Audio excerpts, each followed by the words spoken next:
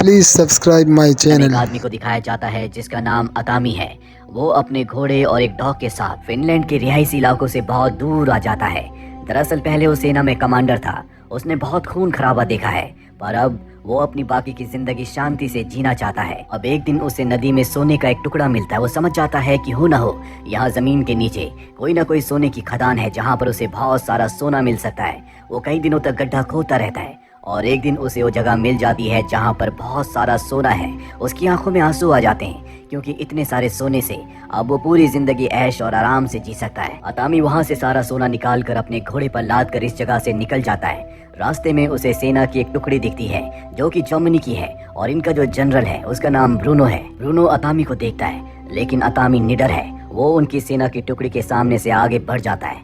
तभी ब्रूनो का एक सिपाही उसे गोली मारना चाहता है, पर ब्रूनो मना कर देता है। वो कहता है कि आगे भी हमारी टुकड़ी है, वो अपनी मौत की तरफ जा रहा है। दरअसल ब्रूनो और उसके सोल्जर्स ने बहुत सारी फिनलैंड की औरतों को भी बंदी बनाकर अपनी गाड़ी में रखा होता है। ये उनके साथ गलत काम करते हैं और अब अतामी वहाँ से आगे निकल जाता है। तभी वो देखता है कि उसके सामने एक ट्रक है जिसमें जर्मनी के कुछ सोल्जर्स हैं। वो अतामी को कहते हैं कि घोड़े से नीचे उतरो। अतामी घोड़े से नीचे उतर जाता है, जिसके बाद वो उसके बैग्स को चेक करते हैं। उन्हें वहाँ पर सोना मिलता है। अतामी समझ जाता है कि अब ये उसे मारकर उसके सोने को उससे छीन लेंगे। अतामी अपने डॉग को भागने के लिए कहता है। उसका डॉग वहाँ से भाग जाता है। हालांकि सोल्जर्स उस पर गोलियां चलाते हैं, लेकिन वो डॉग बच जाता है और अब ये अतामी को मारना चाहते हैं, लेकिन अतामी एक एक करके सबको मार देता है। अतामी ने जंग के दौरान अपने हजारों दुश्मनों को मौत के घाट उतारा है, इसीलिए इनमें से एक भी सोल्जर उसके सामने टिक नहीं पाता। उसे फाइटिंग की कई सारी कलाएं आती हैं और अब अतामी जब एक सोल्जर को गोली से मारता है तो आगे निकल चुके जनरल ब्रूनो और उनके जो सिपाही होते हैं गोली की आवाज सुनकर वापस उसी जगह पर आते हैं, पर अतामी वहाँ से निकल चुका है।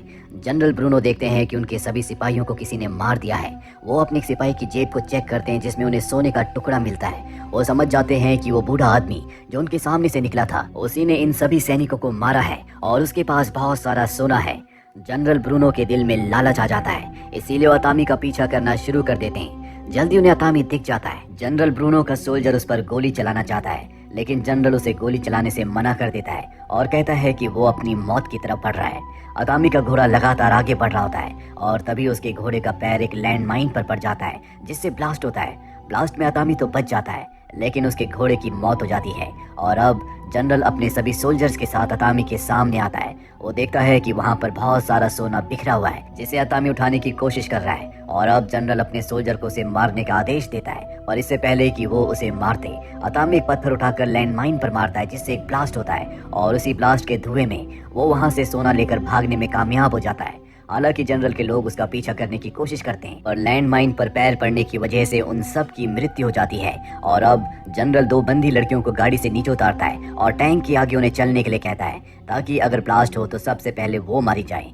जनरल समझ जाता है कि ये जो बूढ़ा आदमी है ये कोई आम आदमी नहीं है, इसीलिए रेडियो से वो अपने डिपार्टमेंट में कॉल करता है और अतामी का हुलिया बताता है। वो समझ जाते हैं कि जिससे वो मिला था वो अतामी था, इसीलिए जनरल को कहा जाता है कि तुम भाग्यशाली हो, अतामी से मिलने के बाद भी तुम जिंदा हो। अतामी वर्ल्ड वॉर का सबसे खतरनाक कमांडर था, कोई उसका सामना नहीं करना चाहता था और तुम्हारे लिए भी यही अच्छा होगा कि तुम अतामी का पीछा ना करो, जर्मनी वापस आ जाओ। लेकिन जनरल उसकी बात नहीं मानता।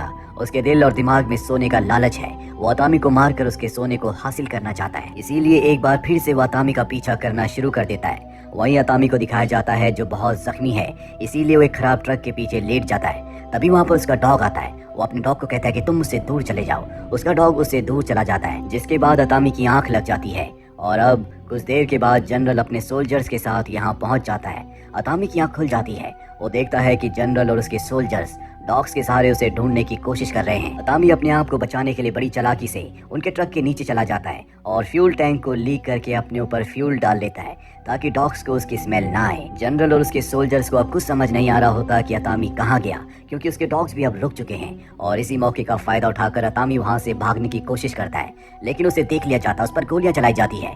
एक गोली अतामी के पैर पर लग जाती है, लेकिन वो इनकी पहुंच से दूर चला जाता है, जिसके बाद जनरल अपने डॉग्स को उसके पीछे छोड़ देता है। अतामी अपने आप को बचाने के लिए अपने कपड़ों पर आग लगाकर पानी में कूद जाता है, जो देखकर डॉग्स डर कर वहाँ से भाग जाते हैं। लेकिन अब जनरल और उसके सभी सोल्जर्स को पता है कि अतामी पानी में है, इसीलिए वो अतामी के ऊपर आने का इंतजार करते हैं, बहुत देर के बाद जब अतामी ऊपर आता है तो वो उस पर गोलियां चलाते हैं। अतामी एक बार फिर से पानी के अंदर चला जाता है, लेकिन अब पानी में खून है। जनरल को लगता है कि वो मारा गया, इसीलिए वो अपने सोल्जर्स को पानी के अंदर भेजता है ताकि वो सोना लेकर वापस आ सके। लेकिन जब उसके सोल्जर्स अंदर जाते हैं तो वो वापस नहीं आते, क्योंकि अतामी अब भी जिंदा है और वो पानी में आने वाले हर एक सोल्जर को मार रहा होता है। इसीलिए जो आखिरी सोल्जर होता है वो पानी में नहीं कूदता, बल्कि वो दूसरी तरफ यानी कि जनरल से भागना चाहता है। जनरल उसे गोली मार देता है और अब जनरल देखता है कि अतामी उसी बोट से पानी के दूसरी तरफ पहुंच चुका है। हालांकि ये उस पर गोलियां चलाते हैं और अतामी उन्हीं के सोल्जर्स को ढाल बनाकर वहां से निकलने में कामयाब हो जाता है। अतामी का जो डॉग होता है अब भी वो जनरल के पास है। जनरल उसे अपने साथ ले जाता है। वही अतामी को दिखाया जाता है जो एक जलते हुए शहर तक पहुंच जाता है। इस शहर को हिटलर की सेना ने जलाया है और अब वो एक गैस स्टेशन के अंदर जाता है, जहां पर उसे वो दिन याद आते हैं जब सोवियत की पूरी सेना ने उसके परिवार को मार दिया था, जिसके बाद उसने कई 100 सोवियत के सोल्जर्स को मारा। यहाँ तक कि उसके सीनियर ऑफिसर्स भी उसे कमांड नहीं कर पाते थे। यही सब कुछ सोचते हुए उसकी आंख लग जाती है। कुछ देर के बाद उसे अपने डॉग के भौंकने की आवाज आती है। जब वो बाहर जाता है तो देखता है कि वहाँ पर उसका डॉग है जिसके गले में बॉम्ब है। वो जल्दी से बॉम्ब निकाल कर फेंकता है, पर बॉम्ब के ब्लास्ट से वो दूर जाकर गिरता है, जिससे वो बेहोश हो जाता है। और जब उसे होश आता है तो जनरल ने उसे बांध रखा होता है। साथ ही उसके सारे सोने पर अब जनरल ने अपना कब्जा कर लिया है। जनरल उसे रस्सी से लटका कर वहाँ से निकल जाता है। जनरल को लगता है कि वो मारा गया, लेकिन अतामी बहुत चालाक है। उसने एक कील पर अपना पैर रखा होता है, जिस वजह से उसकी जान बच गई होती है। पर अब भी वो रस्सी से लटका हुआ होता है, क्योंकि उसके हाथ बंधे हुए होते हैं। वो नीचे नहीं आ सकता। उसका डॉग उसे देखता रहता है। पूरी रात गुजर जाती है और अतामी अब भी रस्सी से लटका हुआ है। उसकी हिम्मत जवाब दे रही है, पर तभी वहाँ पर एक प्लेन आता है और प्लेन की वाइब्रेशन और हवा से वो रस्सी से नीचे गिर जाता है, जिसके बाद प्लेन से 2 पायलट बाहर उतरते हैं। दरअसल इनका फ्यूल खत्म हो चुका है और ये फ्यूल की तलाश में यहाँ पर आए हैं। ये अतामी और उसके डॉग को देख लेते हैं। ये अतामी को मारना चाहते हैं, लेकिन अतामी इनमें से एक पायलट को मार देता है, दूसरे को बहुत बुरी तरह से जख्मी कर देता है, क्योंकि अब उसके पास जनरल तक पहुँचने का एक ही तरीका है और वो है ये प्लेन, जो उसे खुद चलाना नहीं आता। इसीलिए अपने डॉग को इसी जगह पर छोड़कर वो पायलट के साथ उसके प्लेन से यहाँ से निकल जाता है। वही जनरल और उसकी सेना की टुकड़ी को दिखाया जाता है जो लगातार आगे बढ़ रहे होते हैं। अभी इनके रास्ते में क्रैश प्लेन आ जाता है और जब ये अंदर जाकर देखते हैं तो इन्हें पता चलता है कि पायलट को किसी ने मार दिया और पायलट के पास जो रस्सी होती है ये वही रस्सी है जिससे इन्होंने अतामी को लटकाया था। ये समझ जाते हैं कि अतामी अब भी जिंदा है। जनरल को अब समझ में आ जाता है कि अतामी कितना खतरनाक है, इसीलिए जल्द से जल्द वो यहाँ से निकलना चाहता है। वहीं उस ट्रक को दिखाया जाता है जिसके अंदर सभी औरतों को बंदी बनाकर रखा गया है।